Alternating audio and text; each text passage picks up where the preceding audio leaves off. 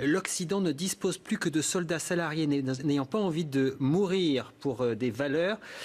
Qui, à ce jour, donnerait sa vie pour les gadgets consuméristes qui sont devenus des objets du culte de la religion du capital? Personne, on ne donne pas sa vie pour un iPhone. L'islam est fort, lui, d'une armée planétaire innombrable de croyants prêts à mourir pour leur religion. Nous avons le nihilisme, ils ont la ferveur, nous sommes épuisés, ils sont en grande santé. Ça veut dire que la prochaine civilisation, puisque votre théorie, c'est de dire aussi que la mort d'une civilisation, c'est pas grave, parce qu'il y en a une autre qui lui succède.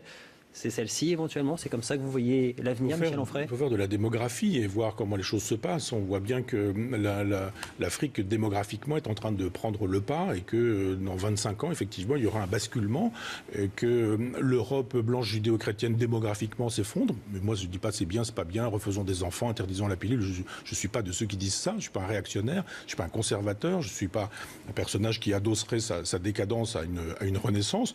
Je dis juste que c'est ainsi et que, effectivement, les civilisations ne sont menacées que par celles qui les menacent. Et aujourd'hui, si vous avez un grand bloc indien, nous ne sommes pas menacés par la religion hindouiste. Si vous avez un grand bloc chinois, nous ne sommes pas menacés par le confucéisme et la religion chinoise. Si vous avez d'autres blocs, ils restent néo-occidentaux, on n'est pas menacé par l'Amérique du Nord, du Sud, l'Australie ou la Nouvelle-Zélande. Il y a effectivement un bloc musulman qui, lui, a décidé, du moins dans sa partie agressive et militante, visible, le califat notamment, d'être universel et d'universaliser, c'est-à-dire d'exporter son schéma de société sur la totalité de la planète.